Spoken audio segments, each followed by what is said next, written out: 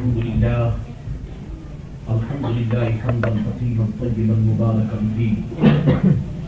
آمنت بالله ورسوله هو الأول هو الآخر هو الظاهر هو الباطن وهو بكل شيء عليم.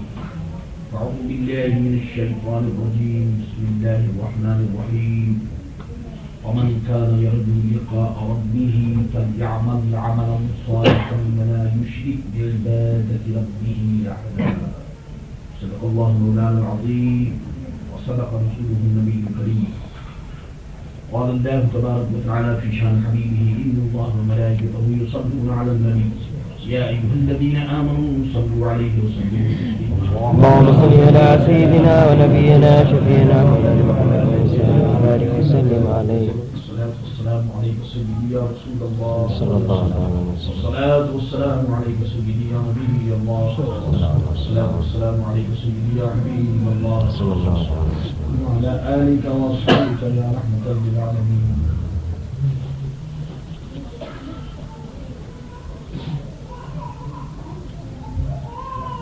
اللہ کی یہ دنیا اور اللہ کی یہ سرزمین آج کے ماحول میں اور آج کی سوسائٹی میں پیاسی ہے اور چاہتی ہے کہ اللہ کے نام سے اس کی پیاس بجھائی جائے. اے خدا کی زمین پر چلنے والوں، مکانات بنانے والوں، مکانوں میں رہنے والوں، یاد رکھو زمین ہمارے لیے جائے قرار ہے. زمین کا سینہ، زمین کی گود اور زمین کی چھاتی ہمیں اٹھائے لیے پھر رہی ہے. اور یہ زمین کا حق ہے ہم پر کہ ہم اللہ کے ذکر سے اس کے حق کو پورا کریں، خدا کا نام لیں، تاکہ اس زمین کو ہم سے انس ہو جائے، محبت ہو جائے. زمین ہمیں پہچان لے، زمین ہمیں جان لے، زمین ہمیں مان لے. یہ بات تو آپ اچھی طرح جانتے ہیں کہ جب آدمی کسی کے گھر جاتا ہے، چاہے وہ مہمان بن کر جائے یا یوں ہی 2-4 دنوں کے لیے ٹھہرنے کے لیے جائے، آشنائی ضروری ہے، جان پہچان ضروری ہے، ملاقات ضروری ہے. بغیر ملاقات کے، بغیر جان پہچان کے کوئی کسی کا مہمان نہیں ہوا کرتا، کوئی کسی کے گھر اترا نہیں کرتا. جب جان پہچان ہوگی، جب تعارف ہوگا، آپس میں تعلقات ہوں گے، تو پھر آدمی کسی کے گھر مہمان ہوتا ہے. بات بالکل فیصلے کی ہے اور بات بالکل دو ٹوک ہے، اس میں کوئی شک و شبہ نہیں کہ ہم سب کو ایک دن اس دنیا کو چھوڑ کر زمین کی گود میں جانا ہے. زمین نے اپنے ہاتھ ہمارے لیے پھیلا رکھے ہیں. زمین کی گود ہمارے لیے پھیلی ہوئی ہے، اور جس وقت بھی اللہ کا بلاوا آیا، یقیناً یہی زمین ہمیں سینے سے لگائے گی، یہی زمین ہمیں چھاتی سے لگائے گی، اور اسی زمین میں ہمیں قیامت تک کے لیے سونا ہوگا. اب گفتگو یہ ہے کہ جس زمین میں ہمیں جانا ہے، اس زمین سے ہماری جان پہچان کتنی ہے، ہم نے زمین کا کتنا حق ادا کیا، زمین سے ہمارا تعلق کیا ہے. بس یہی وجہ ہے کہ پہاڑ سے پوچھتا ہے کہ اے پہاڑ کی بتا، کیا تجھ پر آج کوئی اللہ کا ذکر کرنے والا گزرا ہے؟ زمین پوچھتی ہے کہ کیا کوئی ایسا مسلمان گزرا کہ جس نے خدا کا نام تجھ پر لیا، تجھے اپنا گواہ بنایا؟ اگر اس کا جواب یس اور ہاں کے ساتھ ہے تو زمین اس مرد مومن کے لیے گواہی دیتی ہے، اور اگر خدا نخواستہ ایسا نہیں ہے تو پھر زمین پریشانی محسوس کرتی ہے، زمین ایسے لوگوں سے نفرت کرتی ہے، عداوت کرتی ہے جو خدا کا نام نہیں لیا کرتے۔ اس لیے میرے دوستو زمین سے تعلق پیدا کرو، جب تم تعلق پیدا کر لو گے تو پھر زمین میں جانا بھی آسان ہو جائے گا، اور زمین میں لیٹنا بھی آسان ہو جائے گا، اور زمین کا مہمان بننا بھی آسان ہو جائے گا۔ آپ دیکھتے نہیں میں کس طرح یہاں چلا آیا، جیسے کوئی اپنے گھر میں آتا ہے، مجھے آنے میں کوئی تکلیف نہیں ہوا، کوئی پریشانی نہیں ہوئی، کیوں؟ کہ لانے والا میرا عزیز میرے ساتھ تھا۔ میں جس مقام پر آیا مجھے اس مقام کا علم ہے کہ یہ سارے میرے عزیز ہیں، سارے گھر والوں سے میرے تعلقات ہیں، میں نے کوئی ہیجیٹیشن، کوئی تکلیف میں نے محسوس نہیں کیا یہاں آنے میں۔ آیا بڑے مزے سے آیا، کمرے میں یوں بیٹھ گیا جیسے کوئی اپنے گھر میں بیٹھتا، میں یوں آپ سے باتیں کر رہا ہوں جس طرح کوئی آدمی کسی سے گھر میں بات کرتا۔ یہ سب کیوں ہے؟ اس لیے کہ میرے آپ کی کچھ تعلقات ہیں، کچھ جان پہچان ہے، کچھ انٹروڈکشن ہے، کچھ تعارف ہے، کچھ نسبت ہے، کچھ تعلق ہے۔ ہم میں سے کتنے آدمی ہیں کہ جنہوں نے زمین سے تعلق پیدا کر رکھا ہے؟ میرے دوستو بات بہت چھوٹی بات ہوتی ہے، لیکن اس کو سوچیے تو بہت بڑی بات ہوتی ہے۔ دیکھیے مسلمانوں کی بات میں نہیں کرتا، میں نہیں کرتا، کافر تک کو یقین ہے کہ اسے مرنا ہے، کافر بھی موت کا انکار نہیں کرے گا، سب کو معلوم ہے کہ مرنا ہے۔ لیکن یہاں چونکہ معاملہ ہمارا اپنا ہے، دیکھنا یہ ہے کہ مرنا ہے اور یقیناً مرنا ہے، اور ہم سب کو یقین ہے کہ ایک دن دنیا سے جانا ہے، لیکن مرنے کے لیے ہم نے تیاری کیا کی ہے؟ اس جہان کے لیے ہماری کیا تیاری ہے؟ اس سلسلے میں ہم نے کیا کچھ کیا ہے؟ اللہ اللہ حدیث میں ارشاد ہوا کہ فکر کی چیز نہ دنیا ہے، فکر کی چیز نہ اولاد ہے۔ فکر کس کی کی جائے، کس کے لیے ہائے اور وائے کیا جائے؟ فرمایا کہ فکر کی چیز تو ایک ہی ہے، وہ آخرت، کیونکہ دنیا کے نہ ہم مالک ہیں، نہ ہمارے باپ دادا دنیا کے مالک ہیں، نہ ہم مالک ہیں۔ باپ دادا دنیا سے چلے گئے تو ہم کو رزق مل رہا ہے، اور ہم دنیا سے چلے جائیں گے تو ہماری اولاد کو ملے گا۔ یہ نہیں کہ اگر باپ دادا ہمارے پڑھے لکھے نہیں تھے تو ہم بھوکے مر رہے ہیں۔ اور یہاں تو میرے دوست معاملہ عجیب و غریب ہے، ہوتا یہ ہے کہ کبھی کبھی پڑھے لکھے لوگوں کی اولاد جو ہے وہ جاہل رہ جاتی ہے، اللہ بچائے، اور کبھی کبھی جو لوگ پڑھے لکھے نہیں ہیں ان کی اولاد لاکھوں کماتی ہے۔ یہ جو دنیا کا معاملہ ہے یہ تو الگ ہے، لیکن اصل میں فکر، سوچ اور وچار وہ کیا ہے؟ وہ آخرت ہے۔ چونکہ آخرت کی سوچ و وچار ہمارے اندر نہیں رہی، اس لیے یہ ساری بیماریاں پیدا ہوتی ہیں۔ زمین پر ہم رہتے ہیں مگر یہ سوچتے نہیں کہ زمین کے اندر جانا ہے، زمین سے کچھ تعلق پیدا کرنا چاہیے۔ اور زمین سے تعلق کیا؟ زمین سے تعلق پیدا جب ہوگا کیسے ہوگا؟ اس طرح ہوگا کہ 5 وقت زمین پر نماز پڑھو۔ جب زمین پر 5 وقت نماز پڑھو گے تو آپ کو معلوم ہے جب نماز کے لیے کھڑے ہوگے تو پاؤں کا تعلق زمین سے پیدا ہو جائے گا۔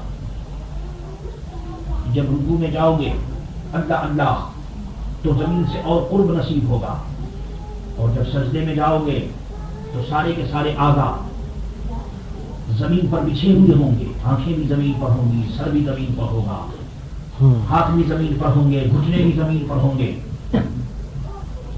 اور آپ جانتے ہیں، آپ کو معلوم ہے کہ جب کوئی سعادت مند لڑکا یا سعادت مند لڑکی اپنے باپ اور اپنی ماں سے محبت کا اظہار کرتی ہے تو باپ کے ہاتھ بیٹا چوم لیتا ہے، کبھی پاؤں کو چوم لیتا ہے، کبھی سر پہ ہاتھ رکھ دیتا ہے۔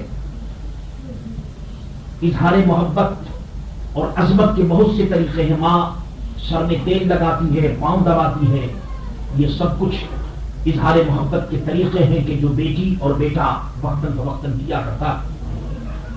اور آپ جانتے ہیں کہ ایسے بیٹے کو اور ایسی بیٹی کو باپ بیٹے کو سینے سے لگا لیتا ہے، ماں اپنی بیٹی کو سینے سے لگا لیتی ہے کیونکہ جانتی ہے کہ یہ بیٹا اور یہ میری بیٹی فرما بردار ہے۔ یاد رکھو، زمین کی مثال میں آپ کو کیا دوں، زمین ہماری ایسی ماں ہے اور ایسی اچھی ماں ہے، اللہ اللہ، اور پھر ماں اس کو کیوں نہ کہا جائے کہ جب کہ منہا خلقناکم، ہماری ابتدا ہی زمین سے۔ یہ ایسی ماں ہے کہ جب ساری مائیں اپنے دامن کو ہم سے کھینچ لیں گی، جب ساری ماؤں کے گود ہم سے بند ہو جائیں گے تو زمین کا گود ہمارے لیے کھل جائے گا۔ جب کہیں سہارا اور ٹھکانا نہیں رہے گا، مائیں رو دھو کر کے الگ ہو جائیں گی، باپ رو دھو کر کے بیچارہ وہ بھی مجبور کھڑا ہو جائے گا، بھائی اور عزیز اور اقربا اور بیوی اور بچے یہ سب الگ ہو جائیں گے، اس وقت زمین کہے گی ہاں ہاں میں تیرے لیے ہوں۔ اب آپ نے 5 وقت اگر زمین سے پیار کیا اور 5 وقت اگر آپ نے زمین کو اپنا گواہ بنایا تو زمین کو معلوم ہے کہ میری گود میں وہ آ رہا ہے جو 5 وقت مجھ سے پیار کیا کرتا تھا، کبھی اللہ اکبر کہہ کر میری طرف متوجہ ہوتا، کبھی سبحان ربی العظیم کہتا، کبھی سبحان ربی الاعلیٰ کہتا، کبھی نعت رگڑتا، کیونکہ 5 وقت کی نماز اصل میں یہ ایک دوستی ہے جو زمین سے پیدا کرنی جاتی ہے، اللہ اللہ، اور جب یہ دوستی ہو جاتی ہے تو پھر زمین ایسے آدمیوں کو خوش آمدید کہتی ہے، کہتی آ جاؤ، اب تمہارے لیے میں اجنبی نہیں ہوں، میری جان پہچان تمہاری بہت ہے۔ اور ایک حدیث سے بھی اس کا ثبوت ہمیں ملتا ہے، حدیث میں آیا ہے کہ مرنے والا جب قبر میں پہنچتا ہے تو زمین اس کو مٹی اور زمین اس کو سینے سے لگاتی اور دباتی ہے، ضبط قبر دباتی ہے، سارے لوگوں کو دباتی ہے، مولوی ہو، عالم ہو، شیخ ہو، مالدار ہو، کوئی بھی ہو، سب کو دباتی ہے۔ اب سوال یہ پیدا ہوتا ہے کہ آخر زمین جب قبر دباتی ہے تو اس میں آپ نے یہ بھی سنا ہوگا کہ وہ اتنے زور سے دباتی ہے کہ ایک طرف کی پسلی کی ہڈیاں دوسری طرف چلی جاتی ہیں اور دوسری طرف کی ہڈیاں ادھر آ جاتی ہیں، یہ سب کچھ ہوتا ہے۔ فرمایا تو پھر اب نیک لوگ جو ہیں، اللہ کے نیک بندے جو مسلمان ہیں، ان کا کیا حال ہوگا؟ تو فرمایا کہ دباتی ان کو بھی ہے۔ سعد کا انتقال ہوا، بہت بڑے صحابی ہیں رضی اللہ تعالیٰ عنہ، رئیس الانصار ہیں، حضور نے فرمایا کہ دیکھو اس وقت ضبط قبر ہو رہا ہے، دعا کرو حضرت صاحب۔ اب ذرا سوچنے کی بات ہے کہ صحابی کو تو ضبط قبر ہو رہا ہے، اور وہ صحابی کون سے ہیں؟ فرمایا کہ حضرت سعد وہ صحابی ہیں کہ اہتز عرش الرحمن، کہ ان کے انتقال پر خدا کا عرش ہل گیا تھا۔ اب بتائیے ادھر تو خدا کا عرش ہلا اور ادھر یہ کہ ضبط قبر ہو رہا ہے، حضور دعا کر رہے ہیں۔ میرے عزیزوں، میرے دوستوں، اللہ کے نیک بندوں کی پہچان یہی ہے کہ وہ اللہ سے زیادہ ڈرتا ہو، اور جو لوگ بے ادب ہیں، اللہ کی رحمت سے دور ہیں، ان کی بہت سی پہچان ہے، اس میں ایک پہچان یہ ہے کہ خدا سے بے خوف ہونا۔ خدا سے اگر آدمی بے خوف ہو جائے تو بس ایمان کو خطرہ ہے۔ اللہ اکبر۔ تو فرمایا کہ جب بندے مومن کو قبر دباتی ہے تو اس طرح دباتی ہے کہ جس طرح ماں اپنی بیٹی کو اور باپ اپنے بیٹے کو سینے سے لگا کر دباتا ہے۔ دبانے کی بات تو ایک ہی ہے، مگر شکل یہ ہے کہ زمین بندے مومن کو اس طرح دباتی ہے کہ جیسے کوئی اپنے بیٹے اور اپنی بیٹی کو سینے سے لگا کر دبائے۔ میرے عزیزوں، میرے دوستوں، زمین کا حق ادا کرو۔ زمین کا حق جب ادا کرو گے، زمین سے جب جان پہچان ہو جائے گی، زمین سے جب تعلقات ہو جائیں گے تو پھر زمین میں جانا بھی آسان ہو جائے گا، زمین کی منزل بھی آسان ہو جائے گی، پھر کوئی جانے میں تکلف نہیں ہوگا، کوئی پریشانی نہیں ہوگی۔ اور یہ سب کچھ جب ہوگا کہ جب لقاء رب کی امید ہو۔ آیت میں نے پڑھی ہے فمن کان یرجو لقاء ربہ، رب سے لقاء اور رب سے ملاقات کی امید ہو، اور امید کے لیے ضروری ہے ارادت۔ اب ذرا سوچئے کہ میں کیا کہتا ہوں، امید کے لیے ارادت ضروری ہے۔ ارادت کے لیے انٹینشن نیت ضروری ہے. نیت جب کرو گے تو اس کے بعد ارادت ہوگی، کیونکہ بغیر نیت کے مجھے امید ہے کہ میں یہاں سے موریشس جاؤں گا، تو یہ امید اس لیے ہے کہ اس سے پہلے میرا ارادہ ہے. اگر ارادہ ہی نہیں ہوگا تو امید کہاں سے ہوگی؟ مجھے یہاں آنے کی امید تھی، امید سے پہلے ارادت ہوئی، ارادہ، اور ارادے سے پہلے نیت تھی. جب نیت ہوگی تو ارادت ہوگی، اور جب ارادت ہوگی تو آدمی امید کرے گا.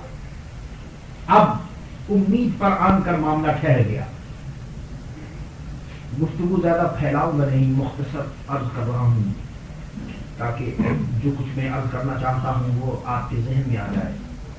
تقریریں میرے دوستوں اتنی، اللہ اکبر، 68 سے تو میں یہاں ساؤتھ افریقہ میں آتا ہوں، الحمدللہ تقریریں ہوتی ہیں، اور تقریر کرتے کرتے about 40 years 35 years ہو گئے تقریر کرتے کرتے. اب تو میرے دوستوں دل یہ چاہتا ہے کہ بجائے تقریر کے بس چپ کے بیٹھے رہیں اور اللہ اللہ کریں. کتنی تقریریں کی جائے، اللہ اکبر. تقریر کرنا اور عمل نہ کرنا یہ بھی تو عجیب و غریب بات ہے. جتنا آدمی زیادہ بولتا ہے اتنی زیادہ عمل بھی تو کرنا چاہیے. اور اس کے ساتھ ساتھ سننے والے جو لوگ ہیں، آج دیکھیے ہر مسجد کے اندر عالم ہیں، ہر گھر کے اندر عالم ہیں، ہر گھر کے اندر کتابیں ہیں. پہلے زمانے میں نہ اتنے عالم تھے نہ اتنی کتابیں تھی، لیکن عامل زیادہ تھے، عمل کرنے والے زیادہ تھے. آج عالم بھی ہیں، علماء بھی ہیں، مشائخ بھی ہیں، اور کتابیں بھی ہیں، مسجدیں بھی ہیں، مگر عمل کرنے والے بہت کم ہیں.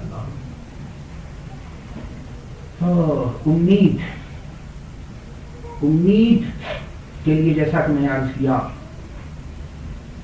کہ ارادت، اور ارادت کے لیے نیت چاہیے. اچھا، نیت کے لیے ضروری ہے کہ نیت کا دار و مدار اس بات پر ہے کہ اس کی جو عقیدت ہے، عقیدہ کیسا ہے. کیونکہ نیت عقیدے کے مطابق آدمی کرتا ہے. مثلا اگر اچھا عقیدہ ہوا تو اچھی نیت کرے گا.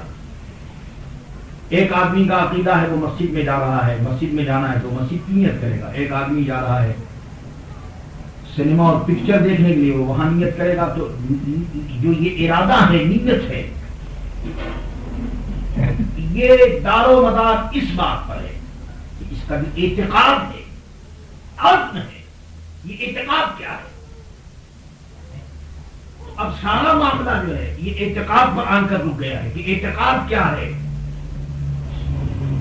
دیکھیے کافر وہ بھی اعتقاد رکھتا ہے، اللہ کا اعتقاد اس کے پاس بھی ہے، وہ بھی ریفارمر کو، گائیڈ کو مانتا ہے. اب وہ غلط صحیح یہ ایک الگ بات ہے، لیکن اعتقاد اس کا بھی ہے، کچھ مذہب وہ بھی رکھتا ہے، غلط صحیح ہے. تو اعتقاد یہ بنیاد ہے جو انسان میں ارادت، اچھی نیت، محبت، اطاعت اور عبادت پیدا کرتا ہے. اعتقاد جتنا اچھا ہوگا، ایک شخص یہ سمجھتا ہے کہ میرا اللہ ہر وقت مجھے دیکھ رہا ہے. اب جب آدمی کا یہ اعتقاد ہوگا اس کا اللہ ہر وقت دیکھ رہا ہے، تو اب آپ سمجھ لیجیے کہ وہ گناہ نہیں کرے گا. اگر وہ اپنے اعتقاد میں مخلص ہوگا، سنسیئر ہوگا، وہ گناہ نہیں کرے گا، کیونکہ اس کا معلوم ہے کہ اللہ ہر وقت دیکھ رہا ہے. ایک شخص حضرت ثوبان ہیں، سرکار دو عالم صلی اللہ تعالی علیہ وسلم کی بارگاہ میں حاضر ہوئے اور عرض کیا، یا رسول اللہ، میرا جو یہ چہرہ زرد ہے اور میں جو پریشان دکھائی دے رہا ہوں، یا رسول اللہ، نہ مجھے کوئی بیماری ہے نہ کوئی پریشانی ہے، لیکن میرا حال یہ ہے کہ یا رسول اللہ جب میں آپ کو نہیں دیکھتا ہوں تو میں پریشان ہو جاتا ہوں. یہ اعتقاد ہے. اعتقاد ہی انسان کو کہاں سے کہاں پہنچاتا ہے. دیکھیے حضرت فاروق اعظم ہیں، حضرت عثمان غنی ہیں، یا اس کے علاوہ اور بھی دوسرے صحابہ ہیں جو پہلے کفر کی حالت میں تھے اور بعد میں یہ مسلمان ہوئے. تو کیا تھا؟ حضرت محمد مصطفیٰ صلی اللہ علیہ وسلم سے اعتقاد پیدا ہوا. اعتقاد اصل میں گرہ، یہ جو گرہ ہے نا، گرہ جوڑ جوائن، تو یہ اعتقاد کے معنی ہے گرہ کو طلب کرنا، یعنی وہ ایک تعلق جب انسان کا قلبی پیدا ہوتا ہے، اور تعلق کے بعد جب کسی بات پر انسان جم جاتا ہے تو یہ ہے اعتقاد. اب اعتقاد میں اگر وہ مخلص ہے تو نیت اس کی اچھی ہوگی، اور اعتقاد میں اگر وہ مخلص نہیں تو نیت بری ہوگی. تو میرے دوستو، اعتقاد اور عقیدہ یہ ساری چیزیں ایک ہیں. ہم لوگ جو کہتے ہیں کہ بھائی عمل کا معاملہ یہ آئے گا، بعد میں آئے گا، پہلے اعتقاد کو درست کرو، کیونکہ امید کے لیے پہلے تو اعتقاد ہے، اور اس کے بعد اعتقاد کے بعد پھر عمل آئے گا. تو اب اعتقاد یہ بنیاد ہے، اس کو درست کرو. جب تم اس کو درست کرو گے تو پھر اس کا ثواب ملے گا. مثلا ایک ڈاکٹر کے پاس آپ جاتے ہیں، اس نے بڑی اچھی دوا آپ کو دی، لیکن آپ سمجھ رہے ہیں کہ یہ اس نے بیکار سے یہ بات کر دی ہے، کچھ بھی نہیں، دوا خراب ہے، ڈاکٹر بھی صحیح نہیں ہے. اعتقاد کیونکہ ڈاکٹر پر آپ کا نہیں ہے، اس لیے چاہے وہ بہتر سے بہتر آپ کو دوا دے، لیکن اعتقاد نہ ہونے کی وجہ سے وہ دوا مفید نہیں ہوگی. اعتقاد نہیں ہے. ایک فقیر ایسے ہی بیٹھا ہوا ہے، آپ اس کے پاس چلے گئے، حضور میں بیمار ہوں، میرے لیے پریشانی ہے. اس نے ایک مٹی اٹھائی اور آپ کو دے دی، کیونکہ اس پر آپ کا اعتقاد ہے. اس نے دی ہے، ایک مٹی ہے، اعتقاد ہے. اس اعتقاد نے دیکھیے یہ رنگ دکھایا کہ وہ مٹی مفید ہو گئی. تو سارا معاملہ میرے دوستو اعتقاد پر ہے. اعتقاد جتنا اچھا ہوگا نیت اتنی ہی اچھی ہوگی. اور نیت اور اعتقاد کیا ہے، کس کس پر اعتقاد کرنا چاہیے، یہ ایک لمبی بات ہو جائے گی. اللہ پر اعتقاد کیا ہے، رسول پر صلی اللہ علیہ وسلم پر اعتقاد کیا ہے، یہ ایک لمبی گفتگو ہے. مجھے تو یہ عرض کرنا ہے کہ یہ جو امید ہے اللہ سے ملنے کی، جو یہ امید ہے، یہ امید کے لیے ضروری ہے کہ اس سے پہلے اعتقاد بھی ہو، ارادت بھی ہو. کہ ہم لوگ جو کہتے ہیں فلاں آدمی فلاں کا مرید ہے،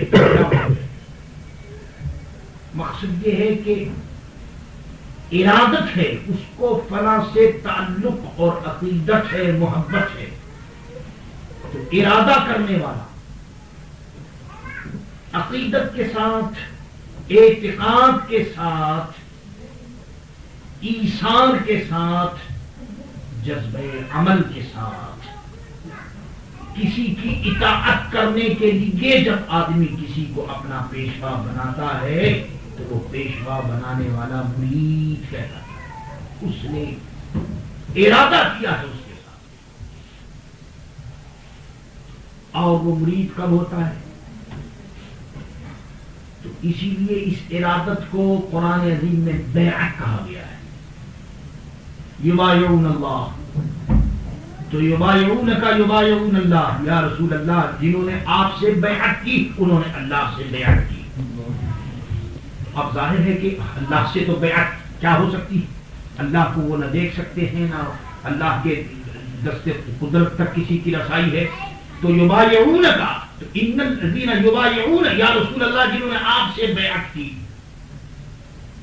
اور بیعت کیا ہے؟ تو بیع کے معنی ہیں بک جانا، بیع و شراء. تو بیع اور شراء خریدنا، بعت و اشتریت، تو میں نے بیچا اور میں نے خریدا.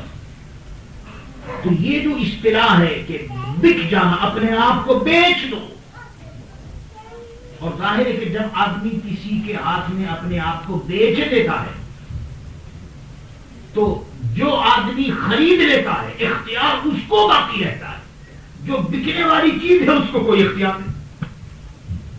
مثلا آپ نے مثلا اب یہ قربانی کا زمانہ قریب ہے، قربانی کے لیے آپ نے جانور خریدا، جانور بیچ دیا گیا، اب وہ آپ کے ہاتھ میں آ گیا۔ اب اس جانور کو آپ آج چاہیں تو ذبح کر دیں، کل چاہیں تو ذبح کر دیں، جو چاہیں چاہیے، کیونکہ وہ بیچ دیا گیا ہے۔ اب اس جانور کو کہیں جانے کا، بھاگنے کا کوئی اختیار نہیں ہے، کیونکہ وہ آپ کے ہاتھوں بیچ دیا گیا ہے۔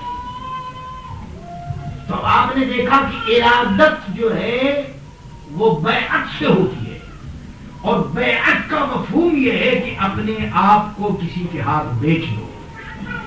اب آپ سنتے چلیے، یہ جو ہمارے یہاں یہ رسمی بیعت رہ گئی ہے، رسمی، اللہ اس رسم کو بھی باقی رکھے، کیونکہ اب تو مشکل یہ ہو گئی میرے دوستوں کی اس رسم کو توڑنے کے لیے بھی لوگ کوشش کر رہے ہیں کہ یہ بھی نہ ہو۔ اچھا، اب آپ پوچھیں گے کہ صاحب یہ رسمی بیعت کیوں ہے، تو اس کے متعلق میں آپ کو جواب دوں۔ خواجہ نظام الدین اولیاء رحمۃ اللہ تعالیٰ علیہ سے پوچھا گیا کہ حضور جو آدمی آتا ہے وہ آپ اس کو مرید کر لیتے ہیں، تو یہ لوگ تو ویسی، حالانکہ وہ زمانہ آج کے زمانے سے بہت اچھا تھا، بڑے اللہ کے لوگ تھے۔ تو فرمایا کہ بھائی دیکھو، بات یہ ہے کہ میرے پاس جو آدمی آتا ہے میں اس امید پر اس کو بیعت کر لیتا ہوں کہ اللہ تعالیٰ اس کو توبہ کی توفیق دے دے اور ہدایت دے دے۔ ہدایت کے دروازے پر وہ آیا ہے تو اس کے لیے دروازہ بند نہیں کیا جا سکتا۔ بہرحال یہ تو خواجہ نظام الدین اولیاء رحمۃ اللہ تعالی علیہ کی بات تھی۔ میں اس زمانے میں عرض کر رہا ہوں کہ بیعت کسی کے ہاتھوں بک جانا، اب ایک بزرگ نے ارشاد فرمایا کہ پیر اور مرید کا رشتہ کیسا ہونا چاہیے، تو بڑا سادہ سا جواب دیا، فرمایا کہ پیر اور مرید کا رشتہ ایسا ہونا چاہیے جیسے مردے کا اور غسل دینے والے کا رشتہ ہوگا۔ ساری کتابیں پڑھتے جائیے، مگر یہ ایک جملہ ایسا ہے کہ اس میں اب کسی تفصیل کی ضرورت ہے۔ میرے دوستو، ہم لوگ باتیں کرتے ہیں کہ فلاں آدمی مرید ہو گیا اس کا کچھ نہیں ہوا، فلاں آدمی مرید ہو گیا تو اس کی دکان کا فائدہ نہیں ہوا، فلاں آدمی مرید ہو گیا تو اس کو اتنا مال نہیں ملا، فلاں۔ اندازہ کیجیے کہ پیری مریدی کو اموال تجارت لوگوں نے گمان کر رکھا ہے، معاذ اللہ۔ ارے بھائی، یہ تو ایک دینی چیز ہے، اس میں تو آخرت کی بھلائی مقصود ہے۔ اللہ کو فرمایا کہ مردہ غسل دینے کے ہاتھ میں وہ بیچارہ ایسا ہوتا ہے کہ اس کو بٹھا دیا جائے گا تو بیٹھ جائے گا لیٹا، جس کروٹ اس کو چاہے وہ غسال کروٹ دے گا، وہ مردہ جو ہے وہ نہ ادھر سے ادھر، کیونکہ وہ مردہ ہی جو ٹھہرا۔ تو پھر ہوگا کیا، میں آپ کو بتاؤں، مردہ جب وہ مردہ ہوتا ہے اور غسل دینے والے کے ہاتھ میں ہوتا ہے تو پھر مردے کے اندر قوت نہیں ہوتی، قوت ہوتی ہے غسل دینے والے میں۔ اس لیے اب غسل دینے والا سنت کے مطابق غسل دے گا۔